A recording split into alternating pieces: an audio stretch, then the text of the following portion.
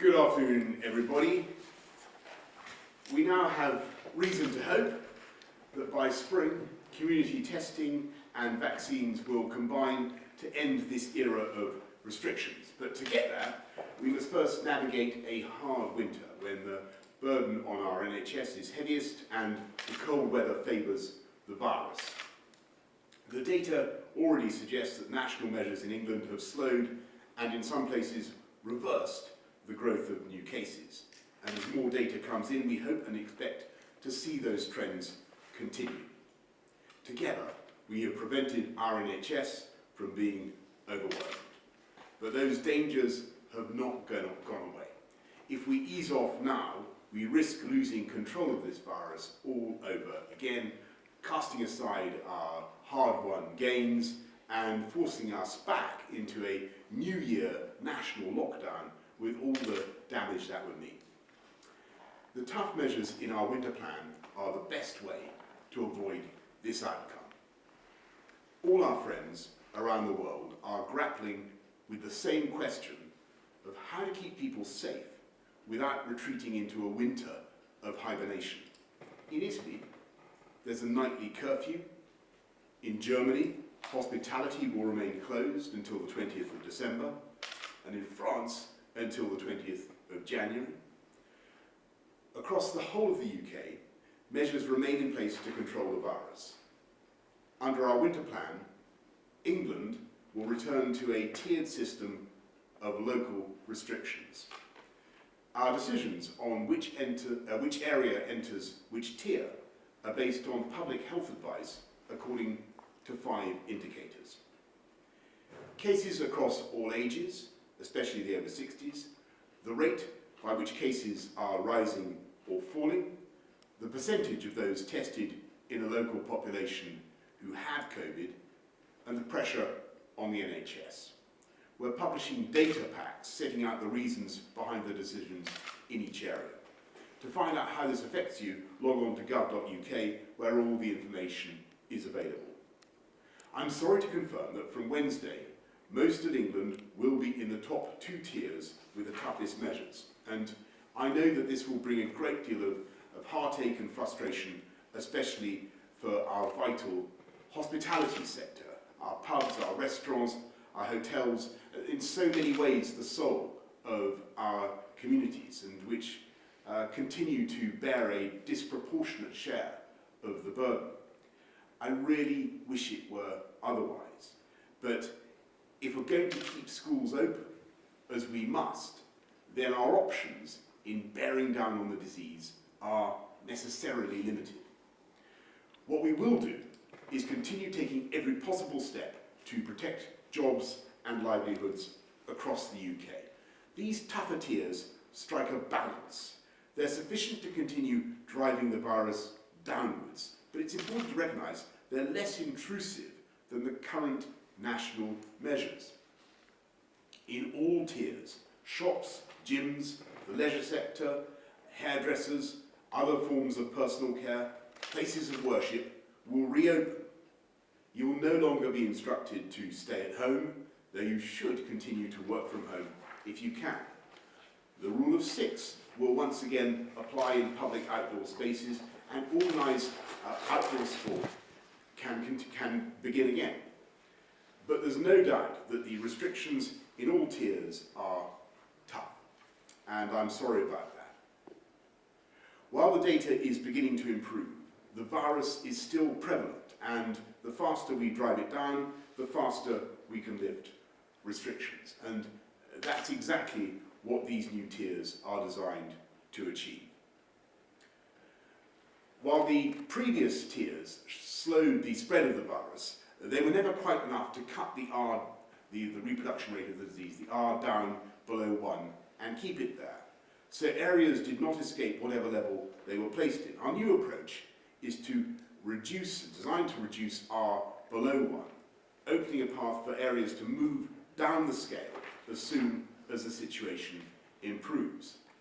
And crucially, we now have the means to accelerate that moment of escape with rapid community testing, allowing anyone carrying the disease, including those without symptoms, to isolate and thereby reducing the harm.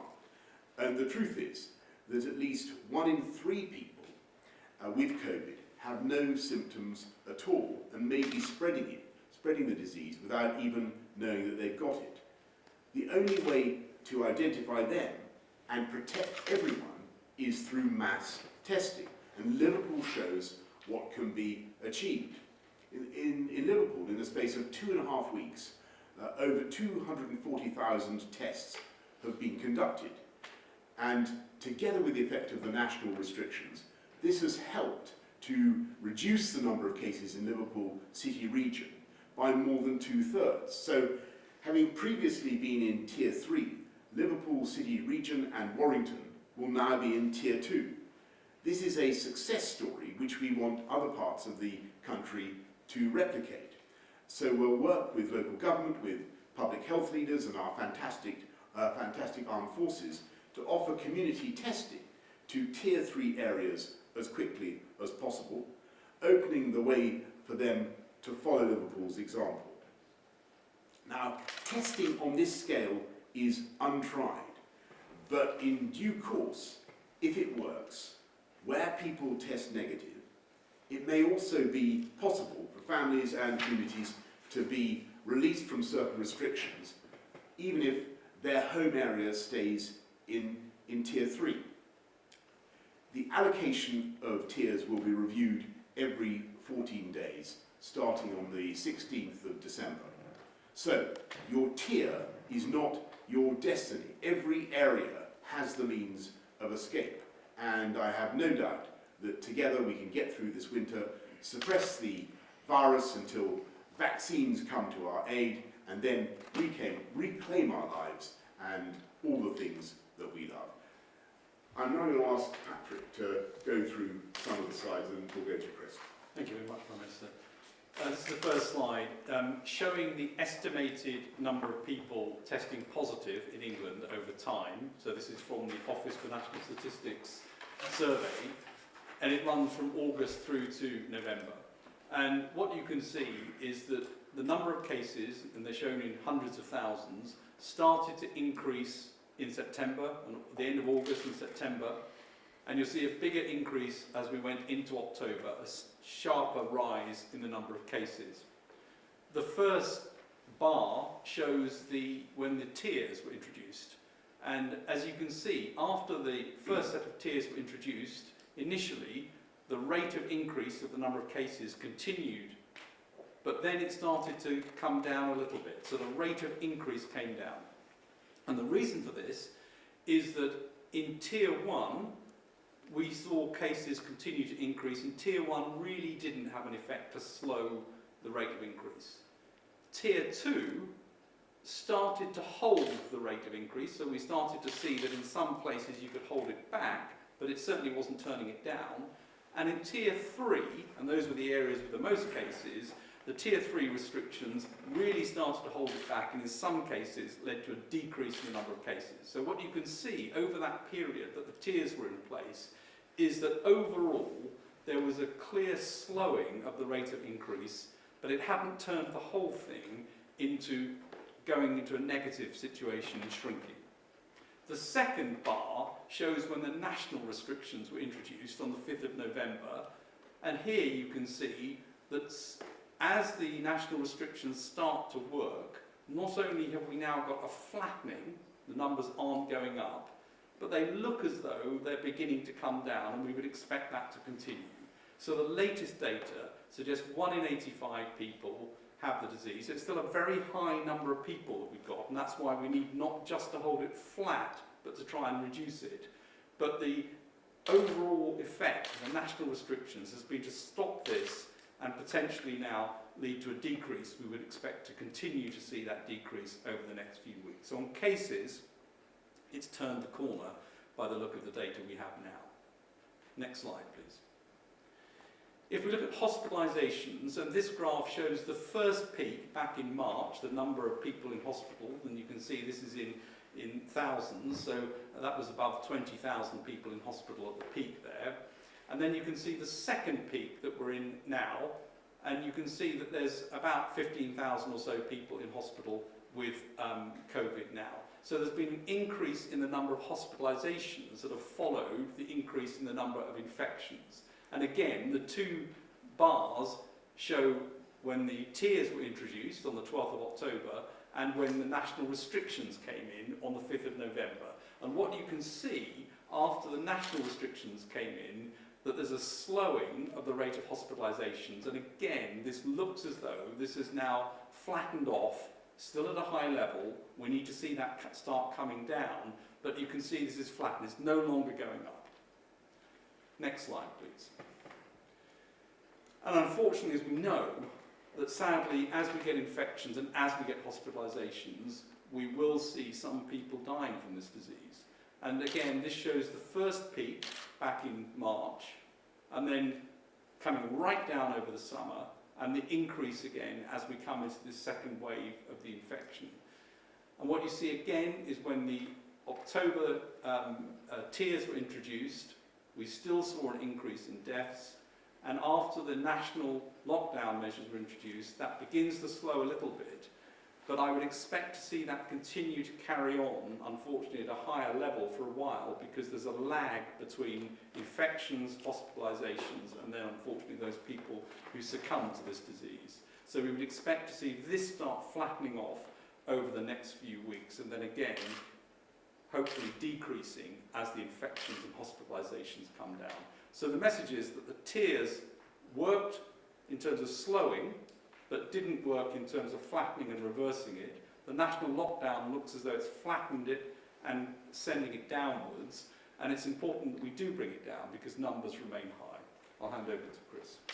Thank you. So number 10 kindly produced an animation which shows how over time this has got further and further into the country and concentrated in particular areas. The darker the colour, the more COVID there is. And we'll then pause right on the last moment.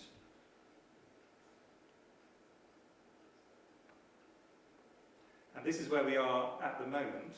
And as you can see, things were beginning to lighten in some of the areas all around the country, but there remain some areas, quite a number of areas, with really very high rates indeed. Many of them coming down, not absolutely all of them. And if we can go on to the next slide, final slide, please. What you then have is a process of looking at all the data, and these are the things which the Prime Minister was talking about in his speech. Looking at the rates of people in all ages. Then we take a look at the second look at the rates in people over 60, because those are the group who are most likely to translate into people who go into hospital, into the NHS, and who die.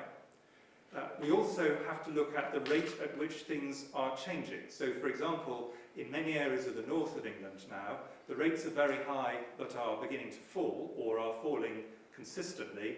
But there are some areas, for example, in parts of Kent, where the rates are still going up. We look at the positivity rate, what proportion of people tested are positive, because that is important in case we're not testing enough. And then, importantly, we also look at what the pressure is on the NHS in each of the different areas. So how much problems are there in hospitals, what proportion of the beds are taken up, are people having to cancel routine operations, or even considering having to cancel more urgent care. So these are the things that we're taking into account technically and getting advice from local public health experts from around the country, and then that is what goes into making the decisions on the tiers, which ministers make the final decisions on. And just to reiterate the point that Patrick made at the beginning, Tier 1, which is very similar to the previous Tier 1, slowed things down but did not stop the rise anywhere. So the reason why Tier 1 at this time of year, with the current measures we currently got before we have any vaccines, is relatively limited, is almost certainly anywhere that goes into Tier 1 will rise. And the only places that are there are places with very low rates at the moment. Tier 2 looks as if it is strong enough to hold the line, so stop things rising, but not reliably to pull things down. And tier 3, we think, based on previous experience, is strong enough to pull things down from a higher peak. So the two situations in particular, three situations we've used this, is if there's a lot of the virus around, it needs to come down, if the NHS locally is under a lot of pressure, or if the rates are beginning to rise, despite everything that's there. And these are the things that feed into the decisions that ministers finally take. Thank you very much. Brilliant. Thank you very much, Patrick. Thank you, Chris.